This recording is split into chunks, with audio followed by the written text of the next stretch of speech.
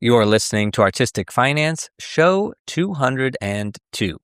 On today's show, we talk with theater performer and educator Rayme Cornell about raising a child as a single mom while working in theater. We discuss not having hobbies, a resume versus a CV, not preboarding an airplane with a child in tow, playwrights being the most famous people in theater. Shout out to Lynn Nottage. Not opening a 529 education savings plan for your child. And training students who then go on to work on Broadway and beyond. A couple clarifying points before the interview. It will quickly become apparent that we are both professors at Webster University, and as such, we throw around a lot of terminology about the university's theater program and theater names from around St. Louis, both in Missouri and Illinois. Rayme talks a mile a minute, so there was no way that I could give context to all of those places and names, but I will include links to the things we spend some time on in the show notes, which can be found at artisticfinance.com/202. Early on, Rayme mentions DTSM, and that is referring to our Theater Conservatory's program for theater design, technology, and stage management, of which I am a teacher, as opposed to the performing training program, which Rayme teaches for. And if it ever sounds like I don't know my own university, it is because that was my first year there. But also, just like so many universities after COVID and under this current presidential administration, our university is having issues with funding. So our entire BFA program is being revamped. And as such, all the academic rules are changing, which means nothing to anyone except for Rayme and myself. But you'll hear some of that referenced. Anyway, let's settle in. Thank you for being here. And without further ado, let's get to the show.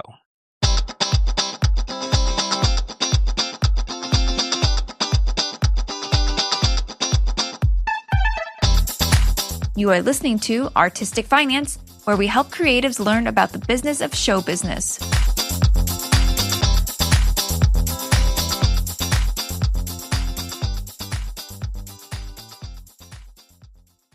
Welcome and thank you for listening. I am your host, Ethan Steimel, broadcasting out of Lake St. Louis, Missouri, and we are recording this on April 13th, 2026.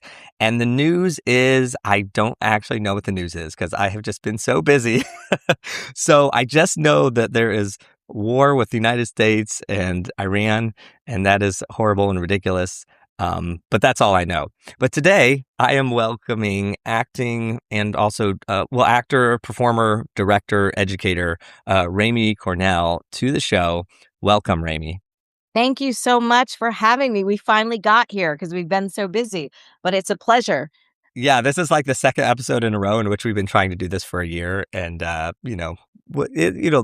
is life. And, people in the entertainment industry are very busy, as is everybody. So I'm super glad we were able to do it. Rayme, where are you broadcasting out of right now? I am on campus in my office at Webster University, Sargent Conservatory. I'm right underneath the main stage that we share with the Repertory Theater of St. Louis. So I am in my office in Webster Groves. Amazing. And I'll just say this, that we both teach at Webster University, for the record. This is the first time I think I've ever interviewed somebody that I work with at the same place. Well, this is exciting. I know. Well, there's lots of, we do work together because DTSM, and you can explain what DTSM and the performance side, sometimes we see each other in passing or at full faculty meetings or whatever, but only times we see each other really are in tech rehearsal, right? When we get to tech and I'm like, oh yeah, there's Ethan. Yeah, because our students are so amazing. And so it's nice to cross the aisle. Exactly. And everybody thinks like we see each other all the time because we're both creating like the thing that goes on stage. But I'm realizing as I teach also that it's like 90% of what lighting people do is all pre-production. Like we are doing so much paperwork, so much plugging in of things, so much changing the color. So that tech, which is what everybody thinks of as like the collaboration of theater, it's like, no, that is actually just sort of like where those pieces all go together. But actually the collaboration is happening in the 90% of the other time with all the moving parts. Well, and it's interesting when I'm directing, I'm collaborating with the student who's lighting the show, and you're hovering in the shadows to right, making sure as we do as mentors, I do the same thing with the actors, which is great for them because our students lead, right, in their work. But, yes, you're there, which but we respect our students. Yeah. And what I'm also trying to say too is that our office doors are two down from each other, like two doors down. And yet we avoid each other because we're going to different rooms and different Yeah. places. But anyway, Rayme, okay, we figured out we're both from Webster. We're both educators and also professionals in the entertainment world. Tell us a little bit about you, as in what should we know about you and your life? Oh my gosh, it's been a life. I am a proud Black woman. I am a single mother. I was born in Santa Monica, California. I am a West Coaster. However, Brooklyn is my heart. When I left graduate school, I moved to Brooklyn. My son was born in Brooklyn. I went to undergrad at UNLV. I went to a D1 when it was a musical theater program because I was a singer. When we won the national championship, which is why I hate Duke. I'll note that here. I hate Duke. Anyone that went to UNLV in the '90s does not like Duke. And then I went to grad school at UMKC. And at that time, 93 to 96, they only took 2 women a year. So the MFA is in acting and directing, and it's a classical training program at the time of UMKC. And then when I graduated, I went to New York and just was a working actor for many, many years. And then, I mean, teaching was not on my radar. I had no intention of teaching at all. Gave birth to my son in 2004. And in 2006, there was a huge strike, a SAG-AFTRA strike. I made my money doing voiceovers. I mean, I still did theater, but paying the rent, right? So I was with ICM, one of the biggest agencies in the world, for 9 years. And SAG-AFTRA was going on strike. And I was like, oh God, what am I going to do? Right? Because that's how I make I mean, I'm voice of L'Oreal, Dunkin' Donuts, Ford Focus. So things were going well, and I'm doing theater. And then my son was getting ready to start school, and the strike happened. And I was like, what am I going to do? All of my other friends are hopping back behind the bar, going back to restaurants, which I worked at every restaurant in New York. I have no problem doing it. But I was like, oh, I have a kid. I have no family on the East Coast, blah, blah, blah. And a friend of mine who's now an attorney, who was a voiceover colleague of mine, was like, why don't you go teach? And I was like, teach what? And she says, you're a Black woman with an MFA in acting and directing. Go teach. And I was like, oh, like I didn't even know, like, so this was all new to me, going on higher eds, not going on art search from theater communications group and like trying to figure that out. I didn't even know what a CV was. So I called a dear friend of mine who's the artistic director of Boston Shakespeare Project. And I said, do you have a CV? And he was like, yeah. I'm like, well, no. First, I asked my best friend if she had a CV. Mind you, she went to Stanford, Columbia, and Yale. She's an attorney. She sent me her CV. I'm like, this is not helpful because I did not publish in the Yale Law Journal. Like, I don't know what this is because my best friend's a smarty pants. So then I had to call an artist person because I needed to know, like, what is a CV? And they're like, it's just a resume, but it's like longer. So he sent it to me because he's a director. And I'm like, I don't have any of this. He's like, you do, you've just never written it down. Fast forward, I started trying to put together packets, everything they asked for, and an application for higher education or visiting professor or whatever. Because I'm like, I think I'm going to have to go teach for a year or so because this strike is going to last a while. I'll sublet my apartment in Brooklyn, blah, blah, blah. So I got a packet together, figured out what a CV was. Then I had to figure out what a statement of philosophy is. Like, you have to do a philosophy statement. And I'm like, what is that? I don't know what that is. And I'm going to name drop here just a second. I have to, because I was in Soho and I was walking, and my friend Lynn Nottage was walking. We were walking. I was like, "Lynn, what is a letter of philosophy?" And she's like, "It's your process." And I'm like, "I don't know what she's like, "You do, you've just never written it down." And I'm talking to, I mean, she hadn't won both Pulitzers at this time. This was way back when. And I was like, okay, I don't know what that is, but I'll figure it out." Anyway, sort of figured it out, and now I needed letters of recommendation. So I had contacted the dean of the Fine Arts College at UNLV, the D1 undergrad, because he had always followed my career. And anytime I went back to Vegas or whatever, like anytime he was in New York, we'd have a coffee or a cocktail, whatever. So I contacted Dr. Cope and I said, "Hey, I need a letter of recommendation." He's like, "Well, what are you trying to do?" I said, "This strike is going to last a while. I'm a single mom. I got to support my kid." I said, "I think I need to go teach for a while." And he goes, "I'll hire you." And that's how it happened. And I was like, "Well, I don't know that I know how to teach." He's like, "You'll figure it out." He goes, "I have no female performance faculty. We have a MFA program. Our undergrad program needs some attention and maybe some restructuring." And he sort of just literally handed me this undergrad program. Even though I still taught the grad students, he sort of handed it to me. That very first class of mine in 2008, I'm still friends with all of those students today, and I'm like, "God, I wish you could take my class now. I'm such a better teacher." But I rebuilt that program, and that's where I learned to teach. Dr. Cope retired, and there was a new dean, and then a new chair, and here's what I'll tell you. So, this was 2017, 2018, because I started here fall 2018. All 4 junior faculty assistant professors left, which says a lot about when there's change and what have you, that all 4 of the junior our technical director, the artistic director of Nevada Conservatory, myself, and our scholar, who is like our GAD, right? Our scholar. We all left within probably 18 months. And I got the job at Webster. So I took it. Amazing. And here we are today. And that was a long thing, but yeah. That was amazing. Okay, so just a couple random things that you mentioned. Resume versus CV. So I've run into people in academia who still don't know the difference between these, even though they've had to submit them to like get their job. So just for people listening, if you need to know this, a CV stands for curriculum vitae. All that is just a list of everything you've done, both academically and professionally. Ever in your life.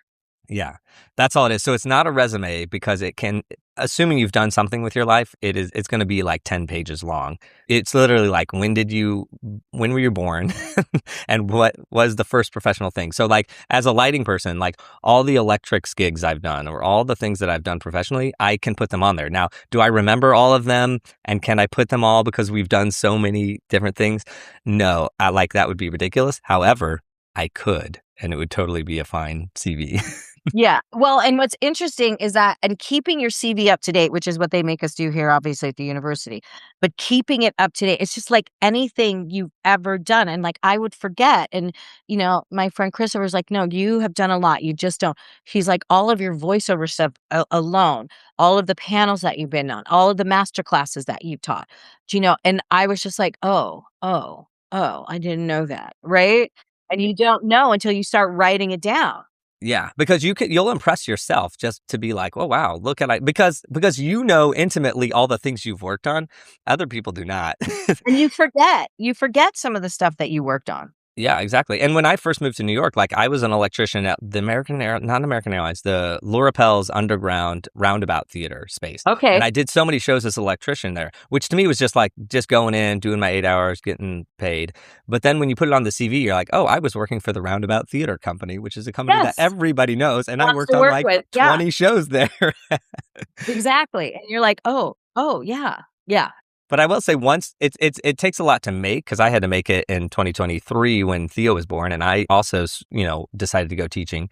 So putting it together the first time was crazy. But just like your taxes every year, like once you've done it once, the updating is like, let's say you forget to update for 5 years. That sounds ridiculous, but also like you have all your slots. It's super easy to update at that point. Speaking of Rayme, This is an industry podcast, therefore this interview should go on our CVs. So let's update this. Okay, yeah, let's do it. I'm going to remember that. I got to write all this down. Yeah. Another thing was Lynn Nottage, and I just want to say that not that anybody needs to be a fan of Lynn Nottage or admire them more, but there is a podcast called Why I'll Never Make It, and she did an interview on there last year, and I'll put the link in the show notes, but it is an incredible interview because she is so like pragmatic about life and things. My biggest takeaway from it was she was like, yeah, I think it was Yale for grad school for writing. And then she's like, and after that, I just went to work for the NATO or the UN or some like government organization for like 6 years or something. And she's like, yeah, I just did that and I didn't do playwriting for like 6 years and I just was a social worker. Anyway, it just like informs their life, and also the fact that like we identify as theater people so much. And if there's somebody who should be identified as a theater person, it is Lynn Nottage.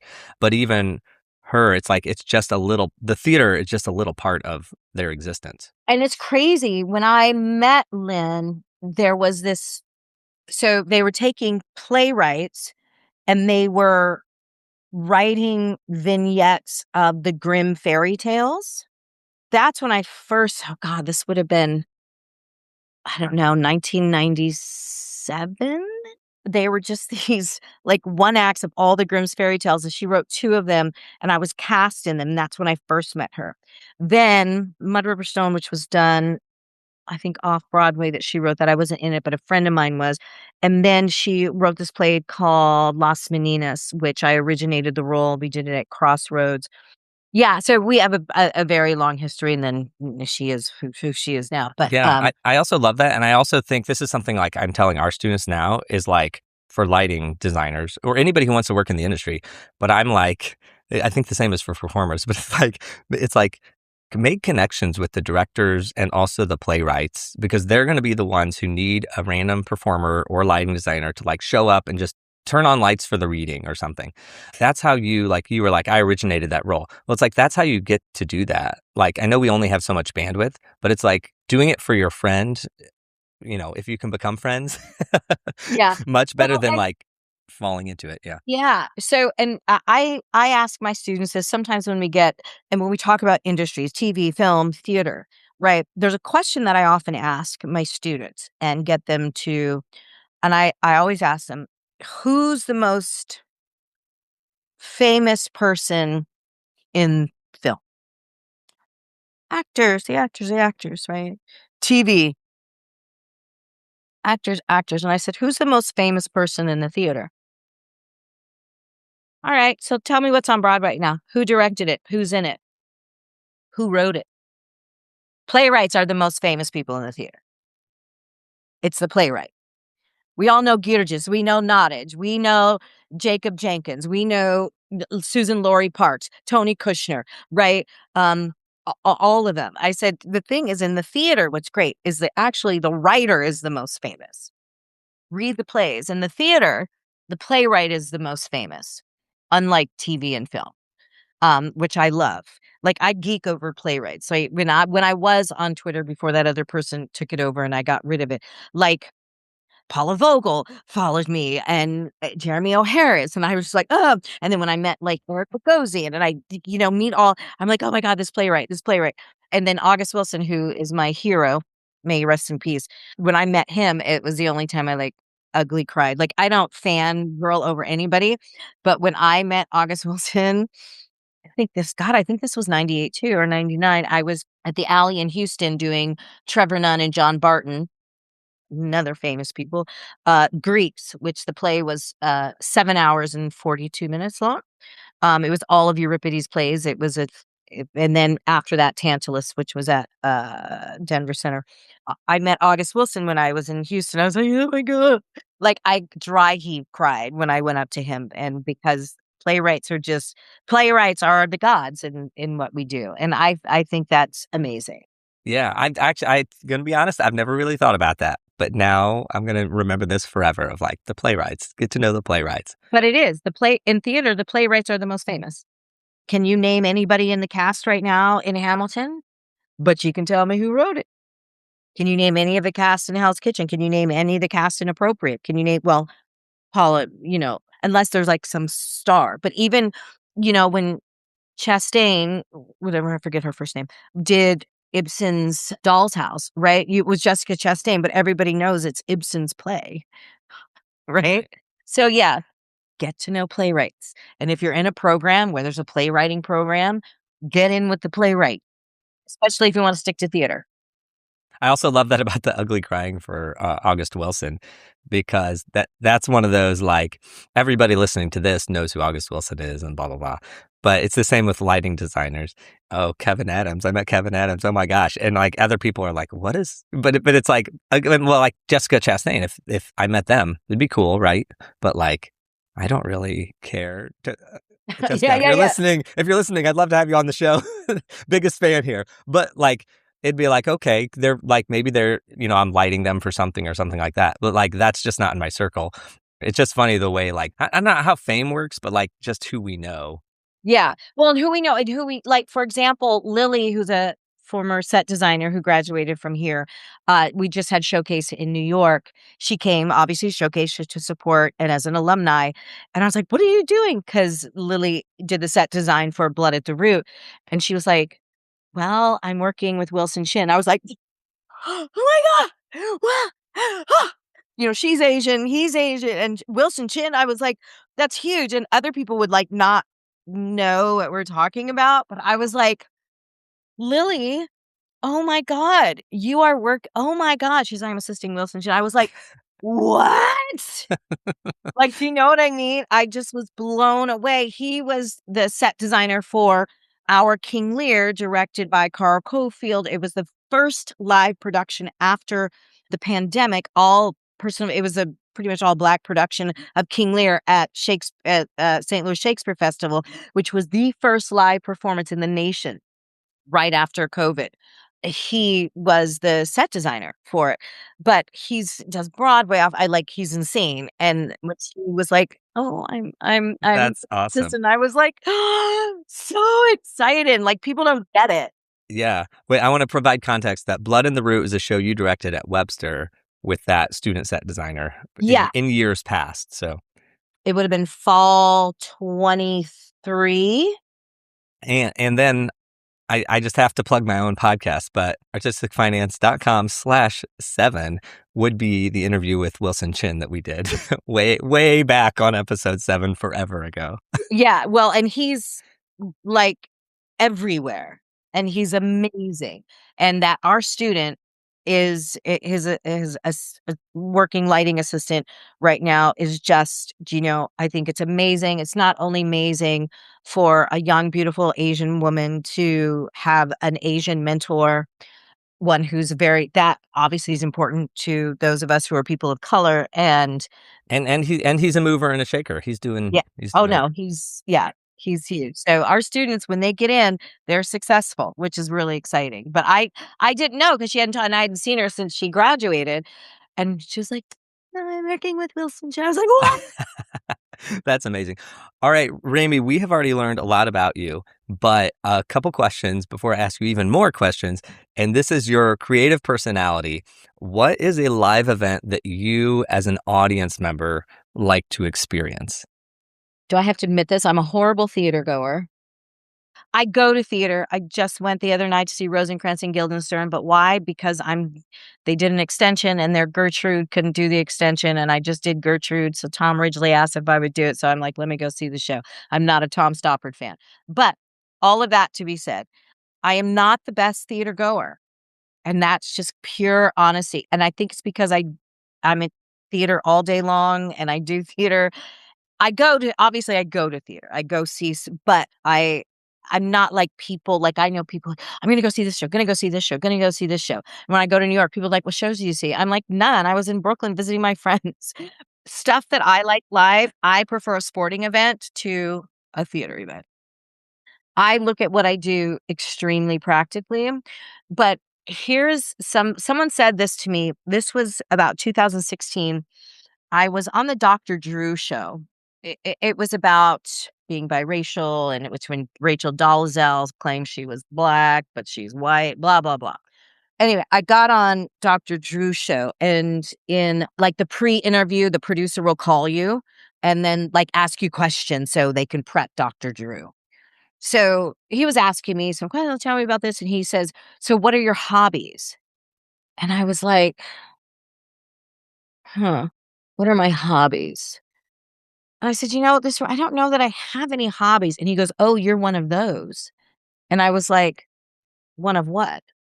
He goes, I have found, being a producer this long, those people who do what they're supposed to be doing and love their jobs, I find do not have hobbies.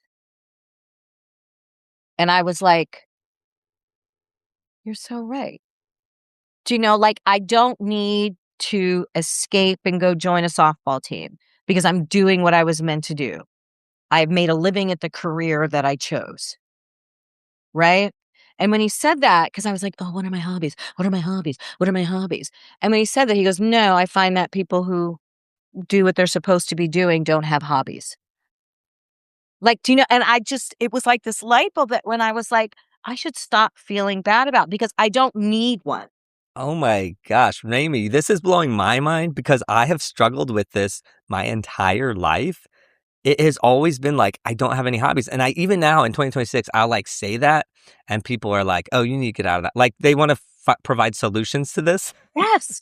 But then when he said that, I was like, no, you're right. I don't need one because I don't need to escape from what I do for a living. Like totally changed my perspective. Do you know what I mean? I don't need to escape. But also the reason like, oh, I'm not a great theater goer is because, I'm like, I see theater all day in class with the students or whatever.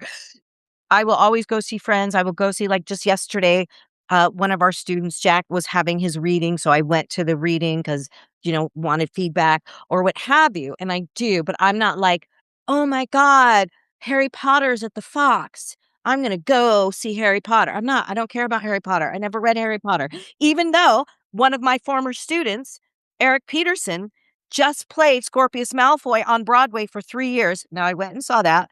Mind you, I didn't know anything. And I'm sitting there in like the sixth row orchestra. All I was doing, thank God, Eric, because he's the lead, was on stage for almost the entire 4 hours. But like when the lady in pink came out, everyone was booing. I'm like, why is everybody booing? And then the girl with the gray with the glass came out and everybody was cheering. I don't know who she is. Like, I don't know anything about it. I was just there to watch my student work. And everyone's like, oh my God, your student plays Scorpius Mount. I'm like, yeah, my students are all over Broadway. They're all, so that's what I do it more in support of, but not out of like pleasure. Oh my gosh. Okay, so many things to unpack here, Rayme. I love it. All right, let's just go backwards here. First off, Harry Potter. I'm so glad you saw it because I know of Harry Potter. I've seen many of the movies. I saw it in New York, not at the Fox. And I saw it in New York after they condensed it into one because I was just like, my life is too short to spend. What year was that? Because you might have saw. I think it was post-pandemic, 2022. Oh, then you saw Eric Peterson, who went to Webster, the blonde who played Scorpius. He was class of 22. He graduated in May of 22, did some Shakespeare thing in Flagstaff, Arizona, and then booked and was on Broadway playing Scorpius November of 22. That's amazing.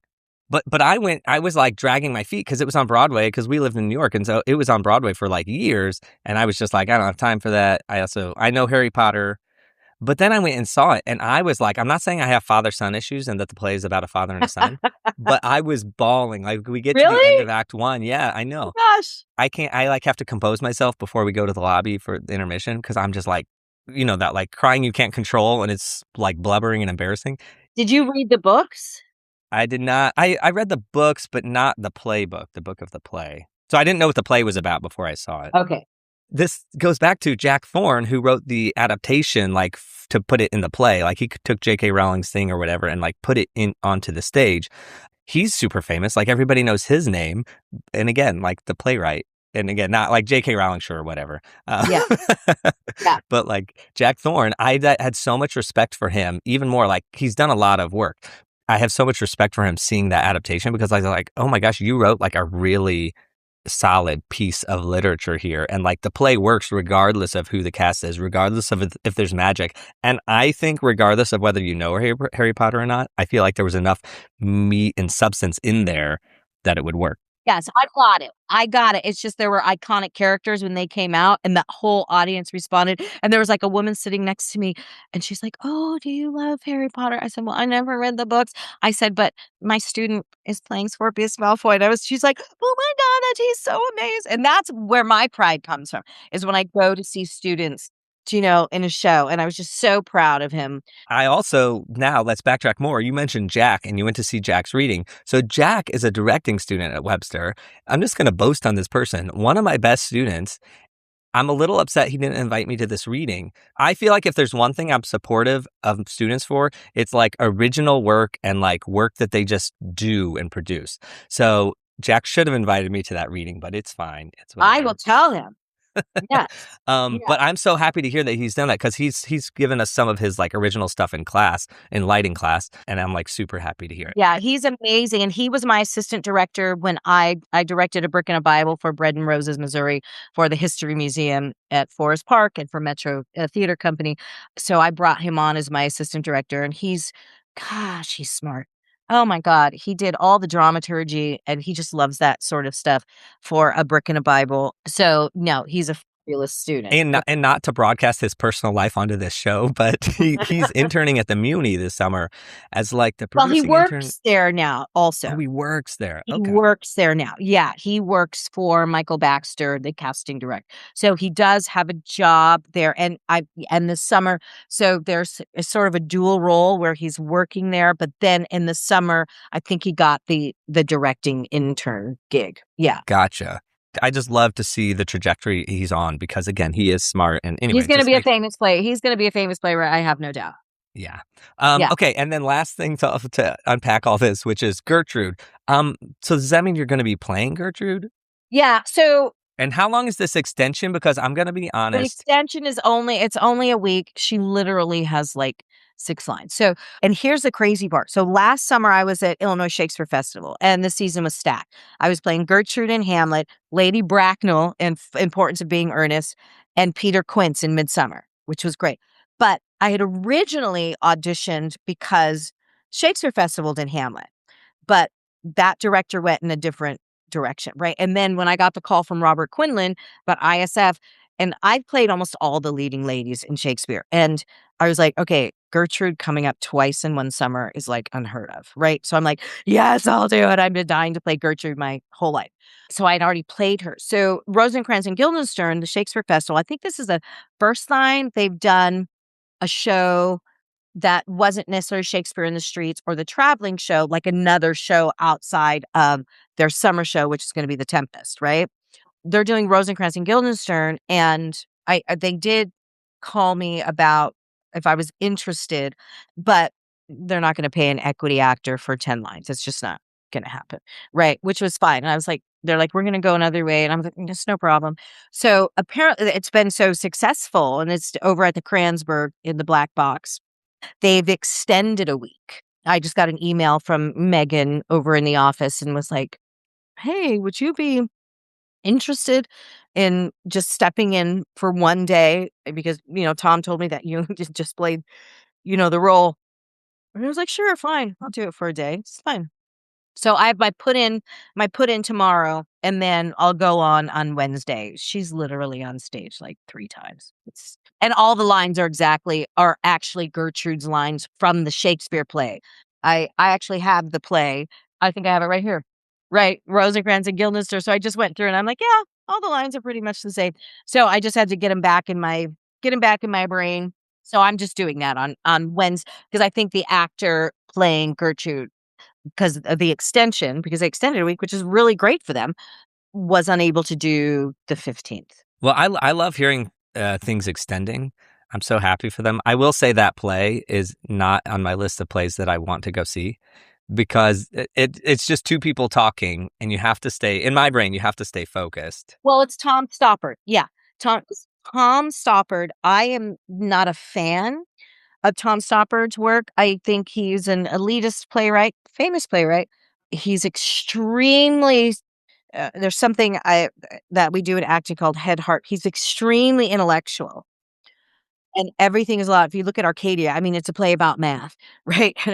Even though it was very famous. But I have to tell you, Tom did an amazing job. But also Tom, the artistic director, Tom Ridge, I know why he loves Tom Stoppard, because he sits in that world of like psychological. He's a super intellectual and super smart. And Tom Stoppard, and when I say Tom Stoppard elitist, like he wrote for a very, very particular audience, which does not include me. Yeah. You know, Yeah, I'm not saying I'm anti-intellectual, but yeah, that's it for me. It's like if it's too heady for me. yeah. Well, I went, and I have to tell you, I was like, "Oh, Tom Stoppard," but I wanted to go watch to see, you wanna see the actor who you're gonna step, and I mean, I thought they did a good job, and there are several.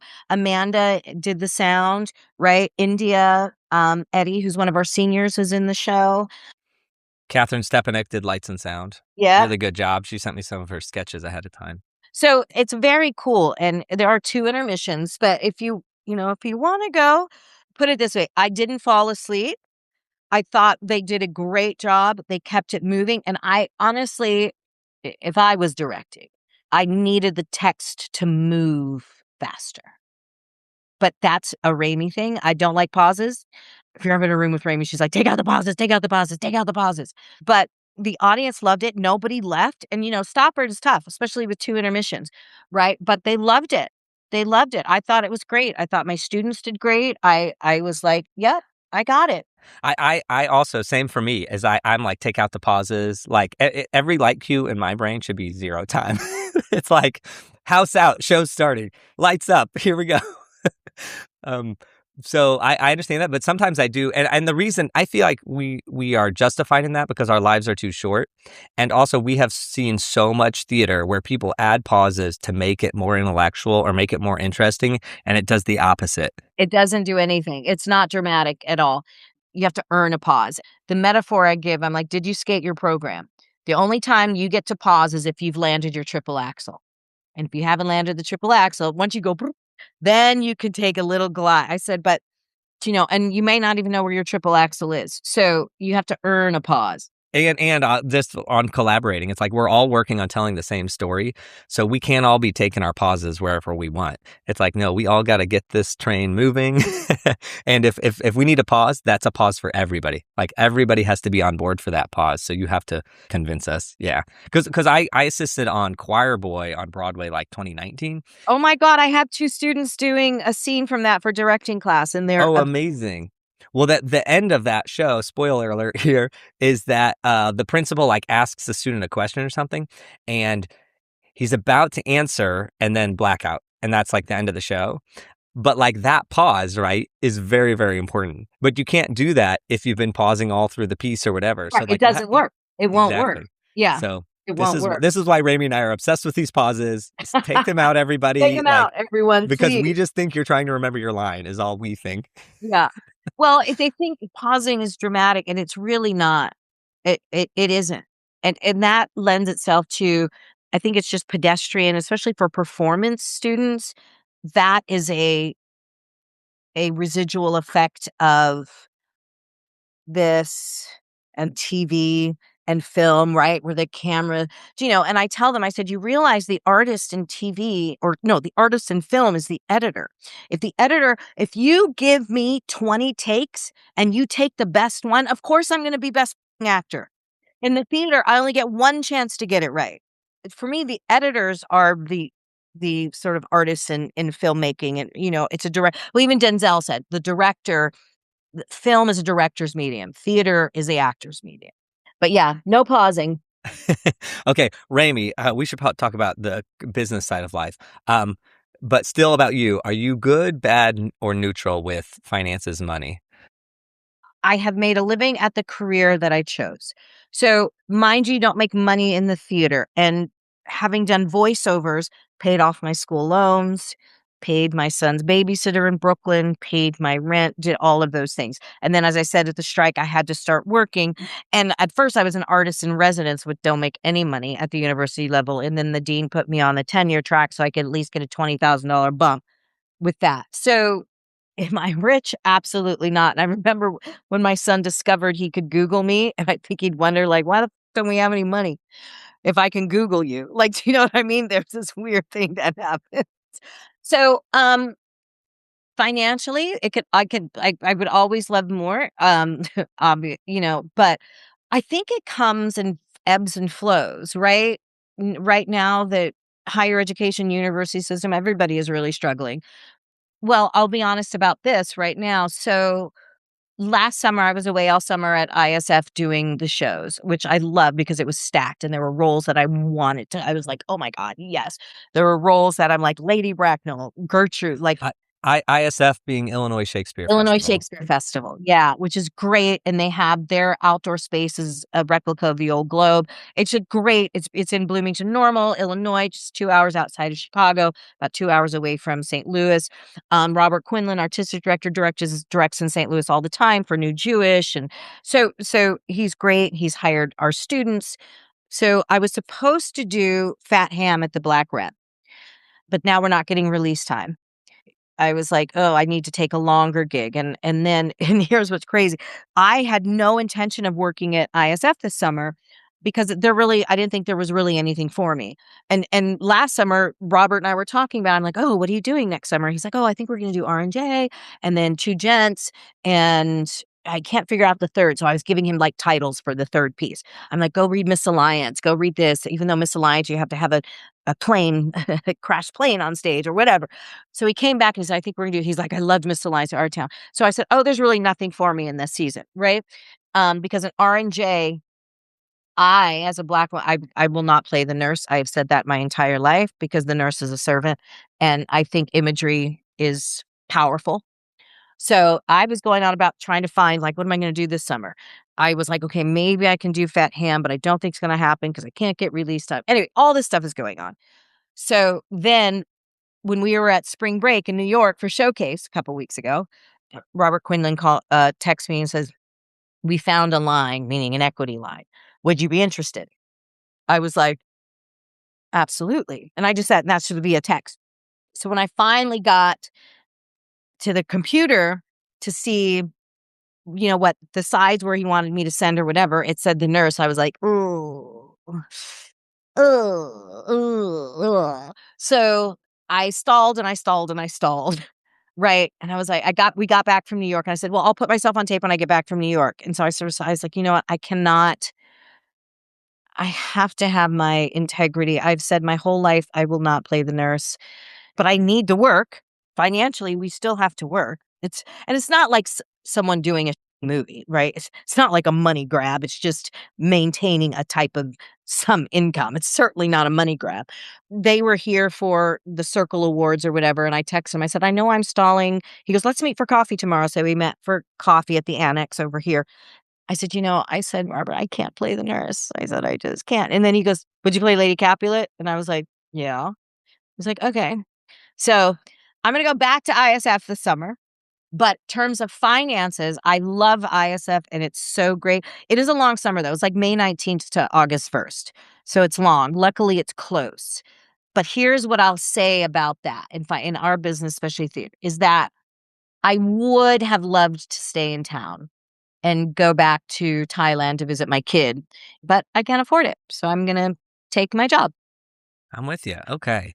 Yeah. Also, you mentioned release time. So does that means like Webster used to give you release time to go work on a project, or? No, release time, yeah, and we do. It happens a lot. It's like if Evangeline goes to do a show in Europe, like we have release time, and we still get paid, right? And that's part of our professional development. But now, financially, with what the universities are not giving, and the release time wouldn't have been that bad for Fat Ham, but it was starting April 21st, and that's still 3 weeks of school. And I have the first years, and they have showings. If it was just the seniors, it doesn't matter. They don't come to class. We don't have class. I would have been like, because my colleagues certainly would have stepped up. Jeff would have came and like directed the scenes for the last couple weeks or whatever. So it was the timing was just not quite, and not being able to get release time guaranteed. And, so it just, and here's the thing, normally we're always doing extra work because like when I directed Breaking a Bible for Bread and Rose, our rehearsal was at night and we're always doing extra stuff. So I'm always doing release time and extra work. It's just rehearsals at night. So for example, if the Black Rep rehearsed at night, we would not be having this conversation. Yeah, that to me, that goes back to that hobby discussion because I've always thought we're too busy to have hobbies. Like that's another logic in my brain of like, we're working too much. Because we're working and we're still working professionally and we're still, yeah, exactly. Okay, I want you to have your integrity, Rayme. I admire that about not taking the nurse role. I totally like get it, and I never want you to play the nurse in Romeo and Juliet. However, Unless the National in London called me, Ethan, I'm just going to. yeah, that goes without saying. That goes without saying. If something like that, we all understand. But I will say that my memory of Romeo and Juliet in high school, He's the best role. Yeah. yeah, is like we had to read that show, and I remember reading that play in high school, and I didn't cry or whatever, but I thought, oh my gosh, this is such a good show. Like, this is why it's famous. Like, I thought it was boring and old and whatever because everybody knows it, but I'm like, there's a reason. It's actually really funny. And the nurse is like the character that I remember being hilarious and is like my favorite role from the show. It is great. And to be honest with you, if it was an all BIPOC production, I would do it. It's like when we did King Lear, an all black, all BIPOC production. But if it was an all black production, sure. I would, yes, I would probably do it. Okay, we're going to run out of time, and I haven't even asked you any of these questions, but I actually want to talk about how long you were in New York. And the reason that we're talking today is because you and I were chatting, and you said something, I was a single mom and an actor in New York. Those words strewn together are not something that I can comprehend. So I just want to like directly ask you about that. How long were you in New York? How long did you have your son? And like how did you manage that? That's crazy to me. I will say I loved being a single mom, not that it wasn't hard. So I got to New York in 96. My son was born in 2004. I left New York. I subletted my apartment in 2008. So he was there till he was about 4. And that was because of the strike that I had previously talked about. Yeah. And then I'll just say as a parent now, my son just turned 3, that I would imagine 0 to 4 is some of the most challenging times of being a parent. Do you know, it is, but my son went on tour with me 3 times. It's not for theater. The theater is the best place to have a kid. I always did everything that I still wanted to do, right? He has been to Shakespeare Santa Cruz with me. He's been, when he's a baby, it's when preschool and that started where it started to get tricky. Like I did ATC, a new play called, I forget the name of the play, but he was 9 months old at the time. I put him on my hip and took him with me. And when I called the company manager at ATC, I was like, do you have someone on your staff that has a teenager who wants to babysit? Like at night when we do the show, 15 people volunteered. Like I never, ever, ever had a problem with childcare, especially in the theater. Somebody had someone, and I remember in Shakespeare Santa Cruz, right? The managing director's daughter was taking a gap year. And her Julia, who went to not Smith and Wesson, what's the name of that school in Oregon? Not it's that name. Lewis and Clark. Lewis and Clark. She's like, "Well, my daughter will do it." And I paid her. Like I've never had a problem because I'd never altered what I was doing. I couldn't because I was raising my kid. Mind you, the voiceover stuff really helped. Because you can make a ton of money doing voiceovers, which was crazy. The year my son was born was the year I made more money than I'd ever made doing voiceovers because I had 3 campaigns at the time. I think that was the universe blessing me, paid off my school loans and all of that. But it's when school started, and this is where it got tricky when he started going to preschool in Park Slope, that I couldn't go away anymore. So I sort of had to stay, and I was like, okay, and my whole family's on the West Coast. Literally, I say if I would have had like one relative, do you know what I mean, in New York, we probably would have not left. But even my friends were like, we'll watch him and we'll do this if you have to go back and work at the restaurant and da da da da da. I'm like, I couldn't do that to you because all my family's on the West Coast. So, and I didn't want to put that burden, even though I have friends that totally, would have stepped up. But do you know the hardest part about being a single parent It's not the majors, it's the minors. Like, oh my God, I just want to run to the grocery store. That's all I want to do. Like, I got to put them in the controller and I got to do this. It's the little things, right? Right. And then, there's everything's a laundromat in New York, and there's no washer and dryers in apartments in Brooklyn. And, it's like, and I'll be honest, there was a couple times he was sleeping where I ran to the corner to get my clothes out of the wash, bring them back. I know. But it's really those little things, the big things. I mean, my son has had a passport since he was 3 weeks old, right? And I didn't alter, and I never expected anybody to accommodate. Parents who expect people to accommodate their children annoys me.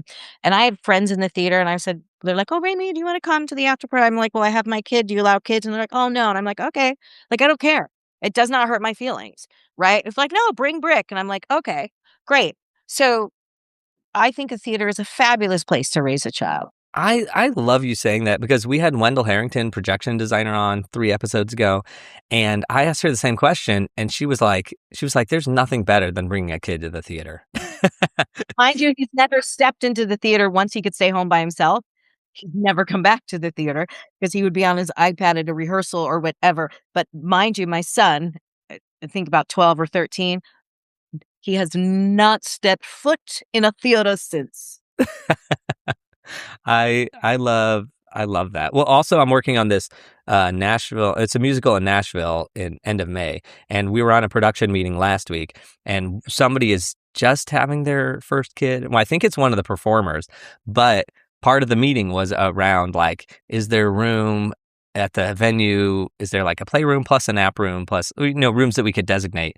And it was sort of great because never in the conversation with the producer, the GM, and everybody was it like, oh, we need to let this performer go or anything like that. Like, why does she have to bring her kid or whatever? It was never even in discussion. It was just, oh yeah, we can put the Airbnb, like make sure they're in the close one, so that way they are always so have a they place can to run go. back and forth or whatever. Yeah. And then I'm going to do a site visit on the 4th, and I said, well, as a father, let me help. Like, I can peruse the venue and find those rooms that you're talking about, and I can confirm that they exist or don't exist because I understand the unknown of not having. But it was sort of a lovely moment because I was like, oh my gosh, we are all like just making it happen. Yeah.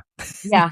I have never felt, but I'm also, I would get way ahead of things. So when I did like Lake Tahoe Shakespeare Festival, I knew the housing they were giving me was like a duplex, and I was like, is there a place for an extra bed?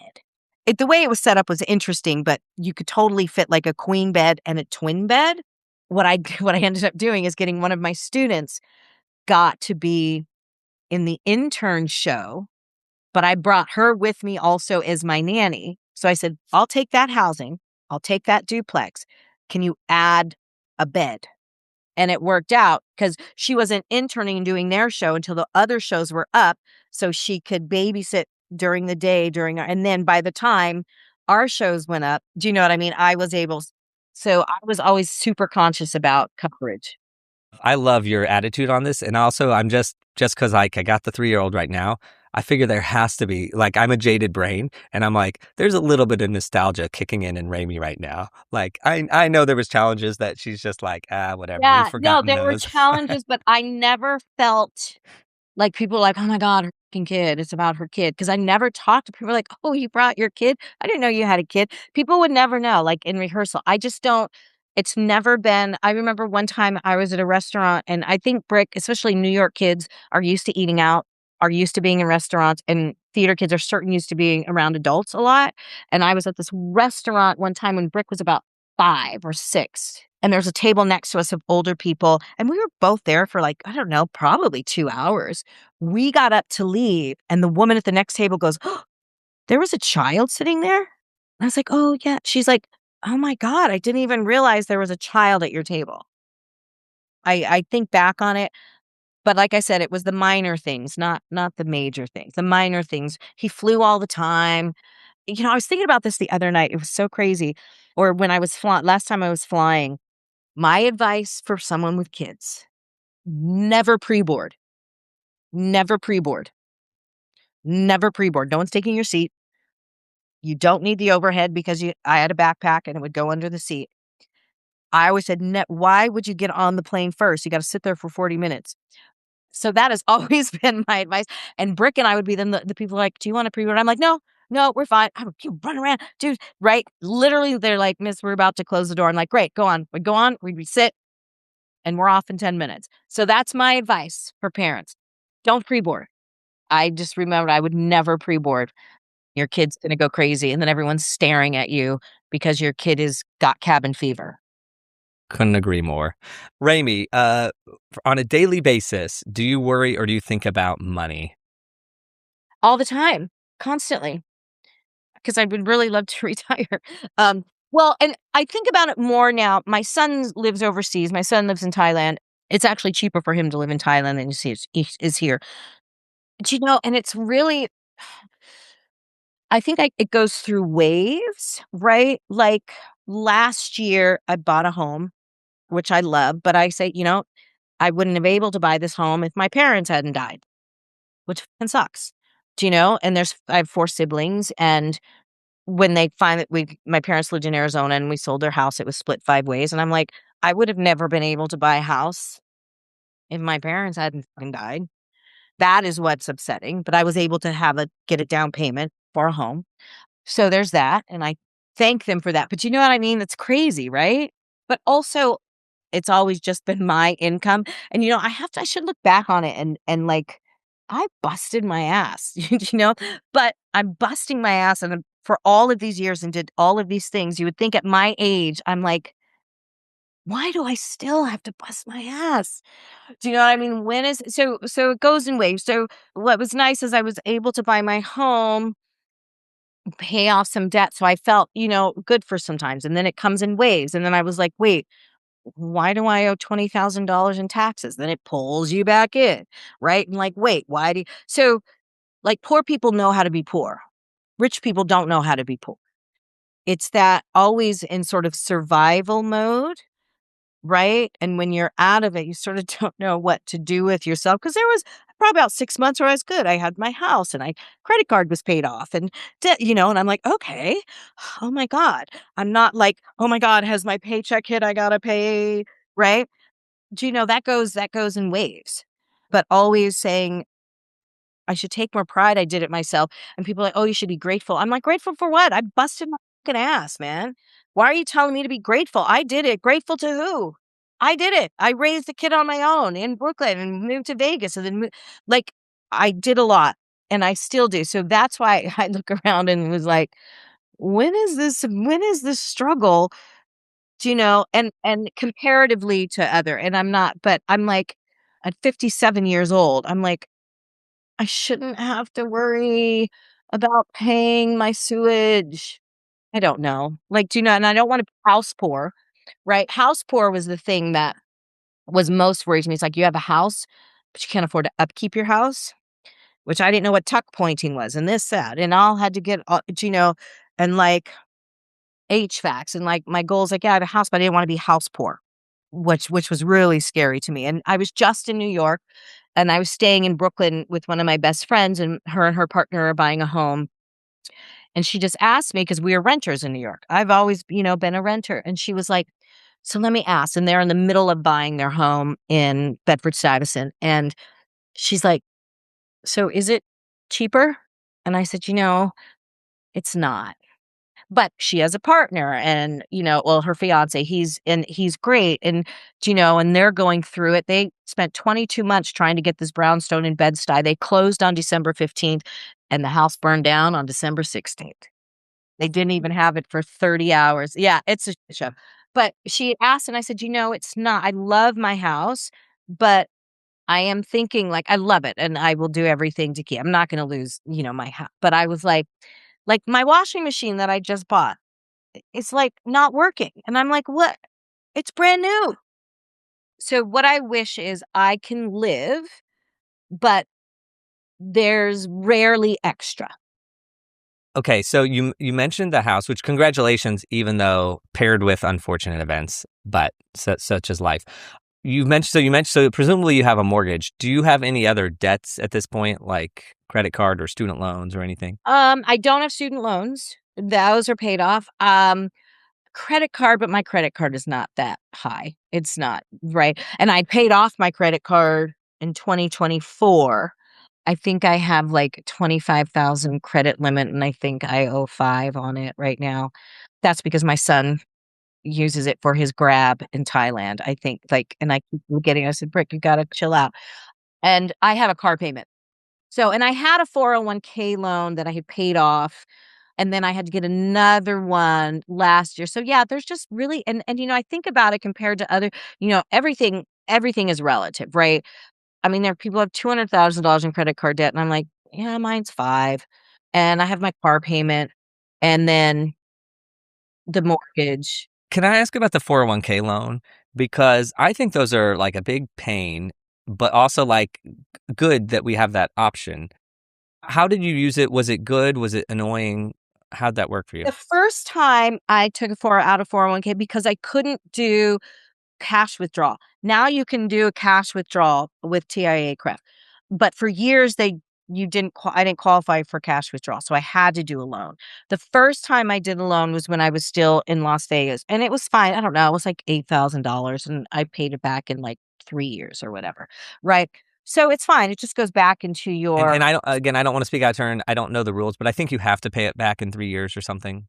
Yeah, you can do 3 years or 5 years. Oh, okay, cool. Yeah. So you can get a personal loan, or you can get a home loan, which is a lot bigger and lower, right? So they'll do, like, if you need something for your home.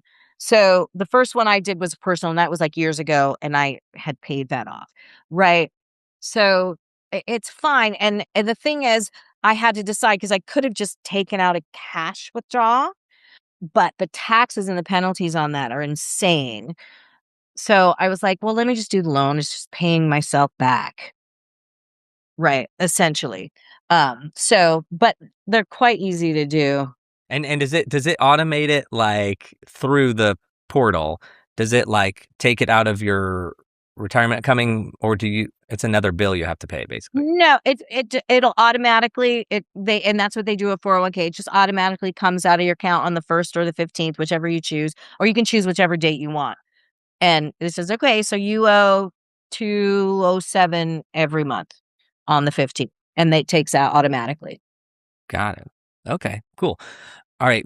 The worst and best here. What is the worst financial thing you've ever done? If any, maybe you've never done anything, but is there anything that you've done or did where you're like, I wish people would know not to do this, or if you can help avoid this, is there anything like that? I was never reckless with money, even when I was making $23,000 a month, when I had Dunkin' Donuts and L'Oreal and everything running. With that time, what did I do? Paid off my school loans and then bought real furniture and not a fucking futon. So I was never like, oh, I have to pay my light bill, but I want these shoes. So I was never like that. Like, I'm not. Here's what I wish. I do love my home. I wish I was smarter about the process. I still don't understand an escrow shortage. I don't get it. I don't know why my mortgage has gone up $200 now, and I don't know why I had a $3,000 escrow shortage. I still don't know why. Same thing happened to us this year too. It's like, I I can't figure it out. But for the record, okay, so we just bought our first house ever like a year ago. So we're going through this whole thing sort of with you. Here's what bugs me about the escrow shortage. And I know the world is in turmoil and insurance rates are going high, whatever. But like that is the bank's job to figure out the escrow thing. So how they're short by $3,000 is also a mystery to me, because it's like, you guys do this for a living. If I were to do this, you'd get mad at me. But instead you're doing it, and I just have to be okay with the mortgage going up $200. Which mine went up $200. So that part, but Well, also, can I just, like, the numbers you were saying to me were crazy when you're like, I was making $20,000 a month and then I paid off my student loans. That to me is like, and I know nothing, but I'm like, Rayme, you were making 20,000 a month? well, and here's the thing. Yeah, so with voiceovers, but here's the problem with that. A month for maybe 3. So the thing about voiceovers, right? They buy a 13-week or a 26-week block of advertising. Let's say an advertiser, right? So I can be making money today, having money come in. But if I'm not booking anything today, I don't have any money 12 weeks from now. So managing. So when money was coming in, I was just paying off those school loans. I was just paying, right? I only had one credit card and brick. I opened also, I don't know, get a 529 for your kid. Have your parents or your wife's parents open it. Don't open it yourself. Rayme, okay, okay, I've already made the mistake. I've made the mistake. I don't know if I can fix the mistake, but should I? Okay, so here's the thing. Should I have somebody else open one and stop putting into the one I have? Yeah. So the thing about the 529, and this is one of probably the best piece of advice. Luckily, my best friend's husband is a VC. He's a venture capitalist. And I had read an article in the New York Times when I was pregnant about this 529, right? College savings account. But they said, do not open it in your name. Have a family member, a grandparent do it. Because what's going to happen is when he's ready for college, and if he's trying to go to Berkeley or Stanford and you have to pay this much money, they're like, well, you have $80,000. He doesn't need FAFSA. $80,000 like one semester at that school, right? So the thing is, if you're claiming him, you're going to have to claim that 529. So, which means it's like those kids are like, oh, my parents make too much money. When you really don't, you just have that 529. So I was smart enough. I sent my mom this article and I sent her like $100. And I was like, can you open this for me for Brick? And then luckily my parents, they went to Edward Jones in their town in Arizona. And my mom's like, what is this? And then my parents opened one for all of my nieces and nephews. I said, it's 529. And it was, but my son was born in 2004. So in 2008, when the bottom fell out, all that money went away. And I called my best friend. She's like, she's like, he's only 4. Be glad that he's not 18 and going to college right now. All those people with those 529s. Right. So he's like, just leave it. You'll be fine. Because from 2004 to 2008, there was probably, I don't know, maybe around $14,000 in there. Totally wiped out. But luckily he was only 4. So there was, I mean, a significant, even though my son didn't, go to college. Well, he went for a semester. He was on a lacrosse scholarship and that, but there was about 28, I don't know, maybe about 30,000 in that 529. This is TMI. Does it still exist? No, I finally closed it. I closed it out because he had it. He went to the school in Iowa, and which was nice was that I knew school wasn't going to work out, but I literally could pay for everything. I just called the guy at Edward Jones and said, here's how much the school is for the semester. And then I was like, he would like this computer. And then I said, I need stuff for the dorms. And they would just send, the money. And then I think there was like 8,000 left over, and Brick quit school, didn't want to do this, didn't want to do this. He moved to Thailand. And then once he was in Thailand for this amount of time, I went and I pulled that money out, closed it, and sent it to him. I'm like, knock yourself out. This is your money. This is your life. I sent him the remaining because he had no desire. He doesn't have any desire to go to school, which is completely fine. So I did wait. I sat on it for about 3 years before I finally cashed it out for him. Okay. I love talking about this, and I love that you said 28,000 or whatever it was, because that's something I'm like right now, because when I first opened up, we were in Arizona, and there's some rules. I don't know why, but you can put $4,000 in a year. So twice now we have put $4,000 in, which is super cool because then that comes off our taxes. But I'm like thinking like how much, like I don't need to put 4,000 in every year. No, not at all. And the thing is, and can I just tell you, I started with that 100 and maybe would put 100 here and there, but I know my mom and my mom for me, for my son and my sister's kids, right? So I couldn't tell you how much was contributed, but I know it wasn't 4,000, right? It was probably 100, 200 a year. Because my thought is like I want to underfund it in a way, like just because I'm like I would rather use it up than deal with whatever's left over, like which is a totally bizarre. I don't know. Anyway, but there comes a point with my life where I'm like if we continue putting in this much, like we'll have way too much, and like that's yes, what a great, amazing, cool thing. But I feel like yours was well used, and and it makes me happy to hear that. Rayme, I have just enjoyed every single moment of this. I could talk to you for another 3 hours because, I again, know, me too. Let's do it again. of the 25 questions I have, I asked 3. So, Oh God. Okay. but just one last question: where can people get a hold of you if you want them to, and if you even want people getting a hold of you? I do have Instagram, but the only reason I have it is to follow my kid. I don't follow anybody, but I do have it. Do I need to tell you what the name of it is? I could put the link in the show notes, and also I can just say, just reach out to me, and I'll put you in touch with Rayme if you need to get a hold. It's just Rayme Cornell. It's just Rayme Cornell. Amazing. At RaymeCornell at Rayme Cornell. That's it.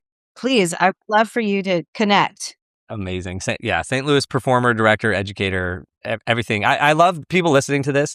I might have to provide some context, but there was so much St. Louis theater stuff thrown around in here that half these listeners are like, who? And I just want to actually mention one. You mentioned Kranzberg Arts Foundation or location. So Kranzberg is like, I don't know if they're the #1 arts supporter in St. Mary Louis, Strauss and the Kranzberg. Yes. Yes, there. But if you're in theater in St. Louis, you've worked in one of their venues, or they've supported your show. And I know nothing about the family, but just the fact, huge contributors to the arts here in St. Louis, for sure. But regardless of how they are, I appreciate them, having never met them, etc. Okay, Rayme, thank you, and I'll see you around. All right, I will see you. Thank you, Ethan. We can do a part 2 whenever you want. That's it for this week's episode.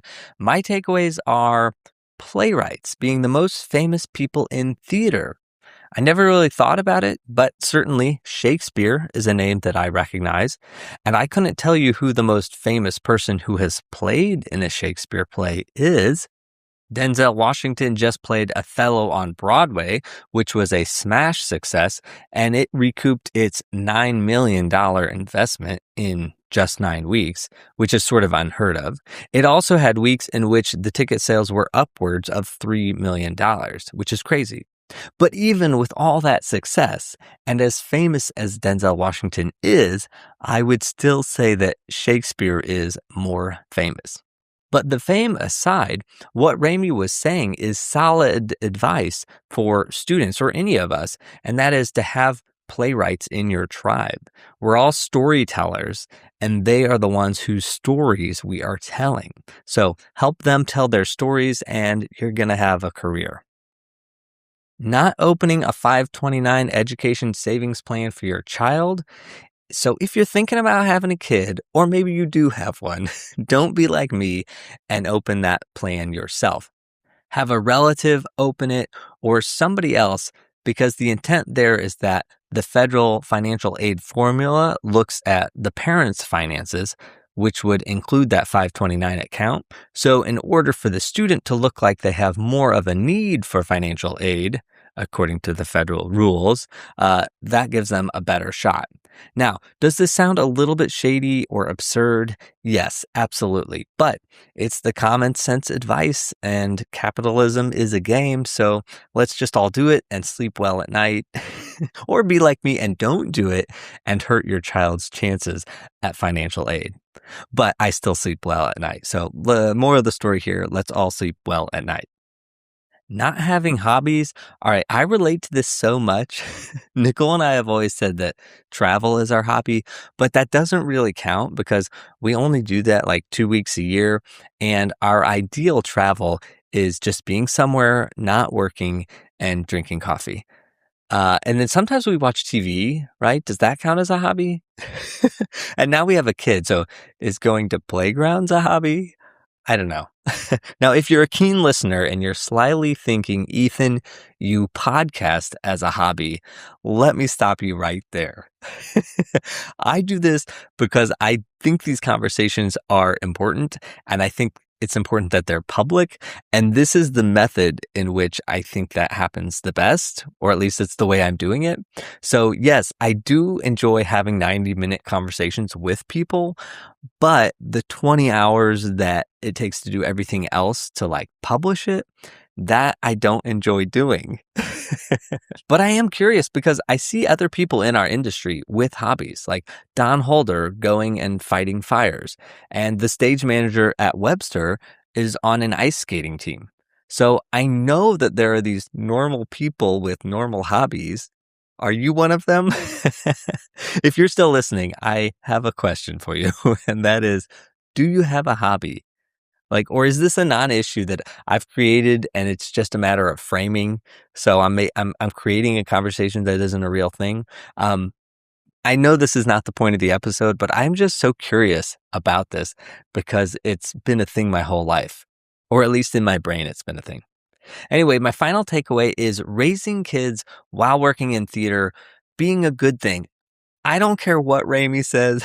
I don't care what Wendell Harrington said. I cannot relate to this. I've thought about it, and I'm just not having the same experience that they're describing. Though I will say, when Rayme said that if she had just one relative in New York, she would have stayed and raised the kid, I will say Nicole and I had that same discussion, or we've talked about it, we've thought about it, which is that if we just had one relative or someone near New York City, we could have managed it.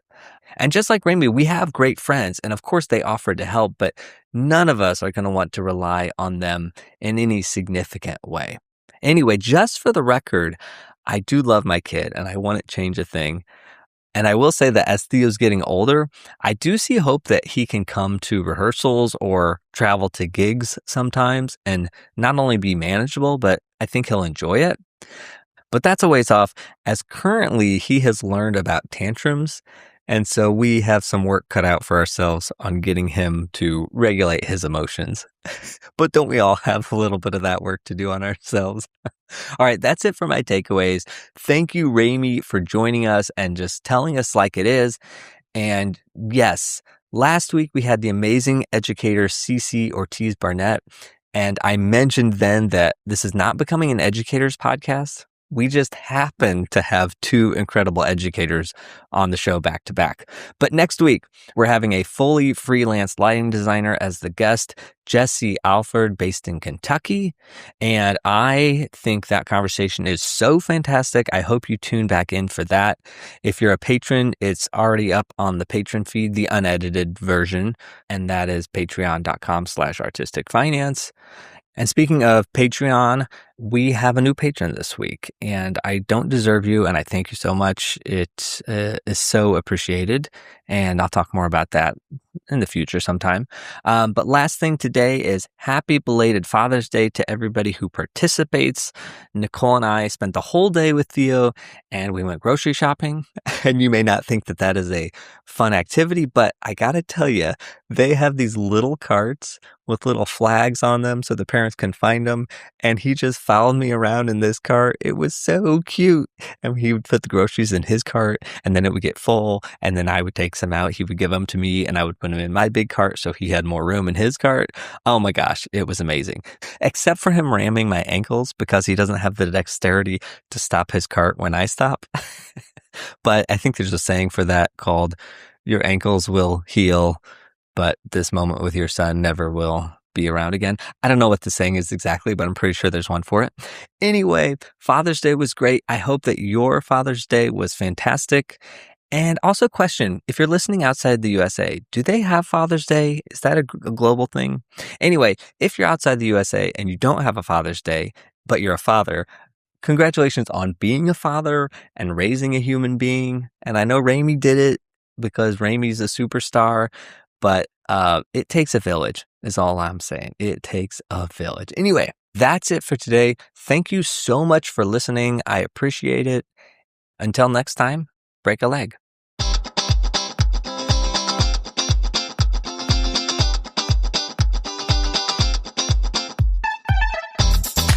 Thank you for listening to Artistic Finance, where we interview successful artists, leaders, and investors to help educate and inspire the creative community. To access our show notes and resources, go to artisticfinance.com. This show is for entertainment purposes only. Before making any decision, consult a professional. This show is copyrighted by Artistic Finance. Written permission must be granted before syndication or rebroadcasting.